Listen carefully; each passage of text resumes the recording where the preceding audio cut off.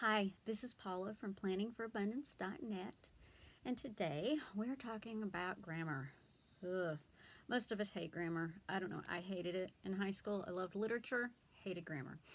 Um, because it was a whole lot of memorizing and always except when. I really hate that. So today we're going to be talking about how my daughter and I have overcome grammar.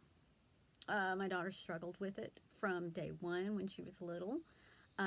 She's had issues. She has neurological issues that causes her to not be able to read for more than about 30 minutes at a time. So um, it can make things really hard. And what really began my figuring this out, over the years, we because of her neurological problems, over the years, we tried every kind of grammar program out there. And most all of them were textbooks that were boring, repetitive worksheets. And, she would do them, she would pass the test.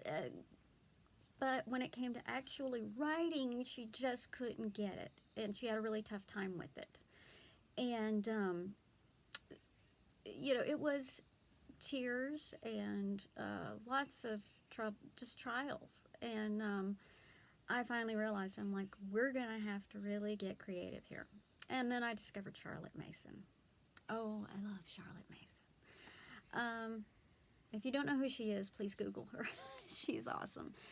She's been dead for probably over 100 years, for around 100 years. And, but she had great ideas. And she realized children learn in a very organic fashion, that they really do not have to have us beating it into their heads and shoving it down their throats in order to learn, that they have a natural curiosity. And if we just, um, if we just, I can't think of a word, but if we just facilitate that natural curiosity and just kind of help it grow, they will learn. And honestly, what she talked about is that really grammar, when you are reading good literature, you do learn, or you learn grammar almost by osmosis. That you're just right there with it, and you it's just in your head. And so I realized that after reading Charlotte Mason, that was the answer to our grammar problems. The problem was we were in high school. We didn't start with Charlotte Mason. We started with really boring textbooks and, worksheets, that just repetitive, boring textbooks. And we've tried every grammar program out there. And so one day I was looking on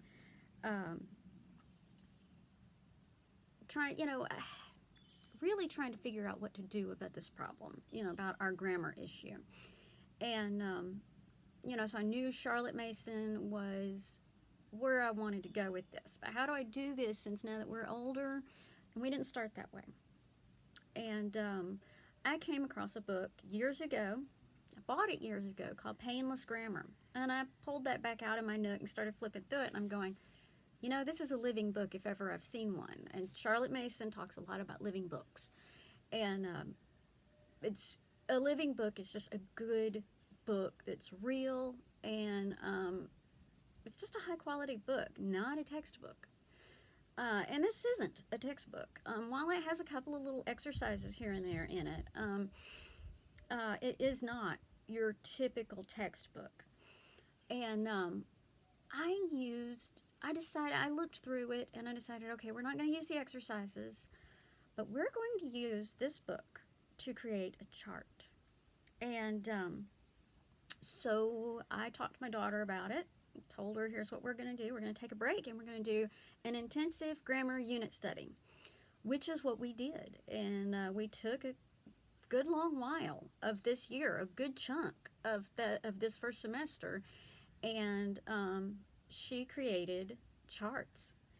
And on my blog, I got pictures. I meant to bring the charts out here and do that, and I did not. But Probably couldn't see them very well on video anyhow. But on my blog, I have some pictures of it, which is planningforabundance.net, and it's under homeschooling.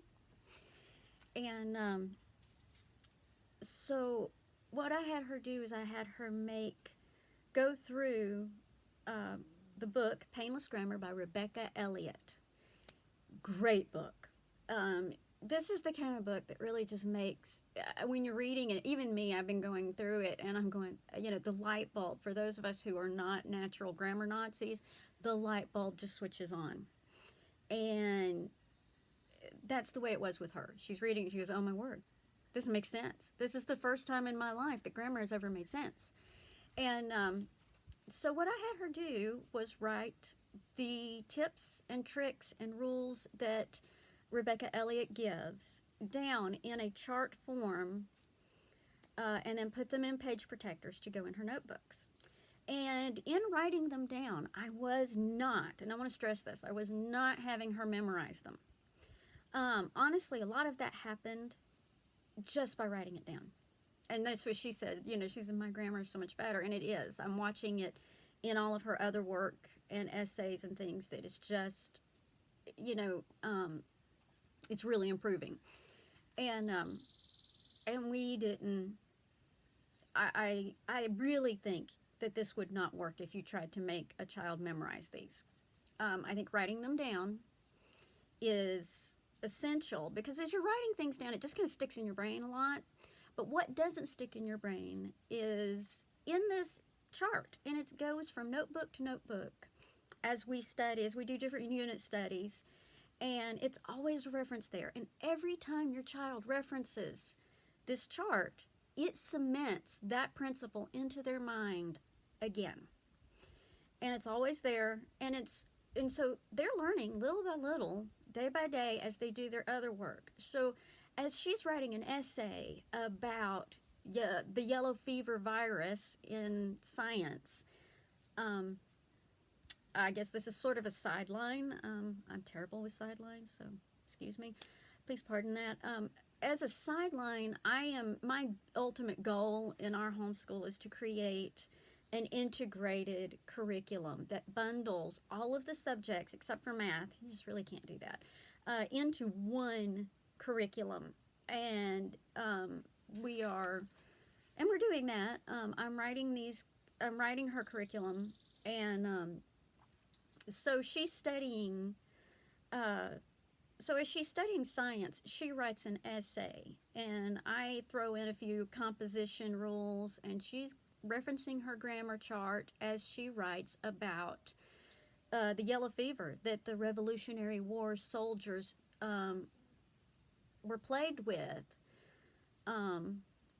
during the Revolutionary War. And as she explains what yellow fever was, and also I had her draw a yellow fever cell, but as she's explaining the cells and things like that, but she's writing this essay, and as she writes the essay to teach back to me what she's learned from the videos, we do a lot of videos.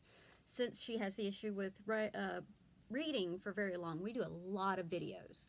And so as she goes, after she's watched the video and she's teaching back to me what she's learned that day in essay form, she's referencing this grammar chart and coming back and writing her essay, and then she has to self-edit it, which means she finds her own mistakes and she fixes her own mistakes.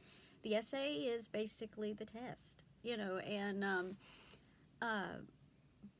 but not a test per se, because you want to learn, not just test, and so she's as she learns, she each time she uses this chart, she's learning more grammar, and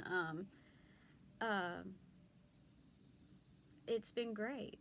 I really wish she was here right now, because I have on my blog, you can read, I have a post about this which got a lot more detail on it. Once again, planningforabundance.net.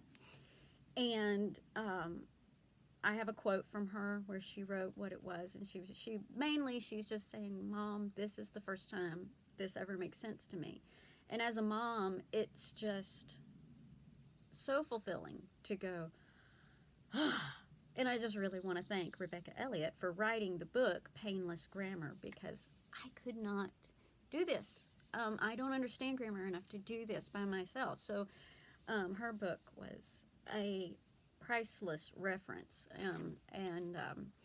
So please look that book up, Painless Grammar by Rebecca Elliott. It's in ebook, it's in real books, and it's a great, great, great book. And you know, really, it's just the benefits of this are just huge. You know, writing out the tips and tricks just really sticks with them.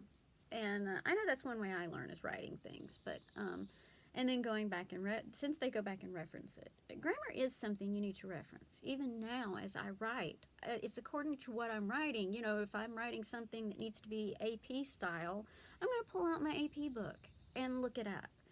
You know, if I'm writing something else, then I've got William and Strunk to look at, or you know, I'd have a different book that I can't remember the name of right now, but I reference these different books according to what I'm writing. And because I cannot remember all of it at once. And that's one reason I like writing a blog, because I really want to write to friends. I want to talk to you as though you're a friend. And I want to write the way I talk. And except I can't get the southern accent in there a little bit, but to give you a little bit of an idea of who I am, and you know, but to connect with you on a friendly level and on a personal level. I will always welcome comments. I would love to hear from you guys. I would love to hear from the watchers, from the readers, and just really thank you guys for watching and for supporting my channel. And I would love it and be just absolutely tickled to death if y'all would like the video, and if you would like to, I would love for you to subscribe and hit the little bell, because that really helps me out a lot. And like I say, that would just tickle me to pieces if y'all did that. And anyway, I hope today I shared something that will help you if you've got a struggling grammar student. And it's taken a long, long time to figure this out, but finally it's like, whew, we did it. We did it. So, and basically that grammar was so intensive that we have marked off grammar classes on our transcript for all of high school. So she was doing the happy dance the other day, going, I'm done, I'm done. I don't have to do this my senior year. So this is her junior year. So anyway, I hope you guys liked today's video. I hope it helps you. That's the biggest thing. I hope it helps you. I hope it encourages you. I hope you have a great, great day. I will see you guys later. Bye, y'all.